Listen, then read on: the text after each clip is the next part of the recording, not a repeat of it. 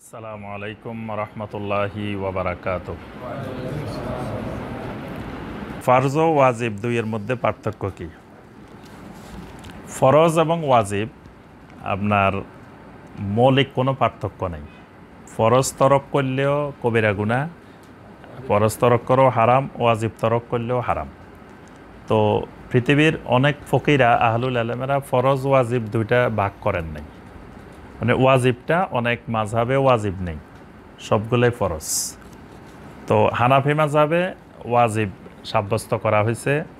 হানাফি মাযহাবের একটা নীতিমালা হইল যে যে বিষয়টা সরাসরি কোরআনে কারিমের আয়াত আছে ওইটা ফরজ, আর যেটা নবী সাল্লাল্লাহু আলাইহি সাল্লামের হাদিস দ্বারা প্রমাণিত এটা যত শক্তিশালী হাদিসে হোক সেটাও ওয়াজিব, সেটাকে ফরজ বলা যাবে না। তো এই হিসাবে হানাফি মাযহাবে দুইটা ভাগ করা হয়েছে, যে একটা ফরজ একটা ওয়াজিব। ফরজ অস্বীকার করলে কাফের হয়ে যায়, কিন্তু ওয়াজিব অস্বীকার করলে কাফের হয় না। এই দুইটা মানে হানাফি মাযহাবের আহলুল ইলমদের মধ্যে একতলাফ, কিন্তু মূলত দুইটাই আপনার তরক করলে গুনাহ হয়।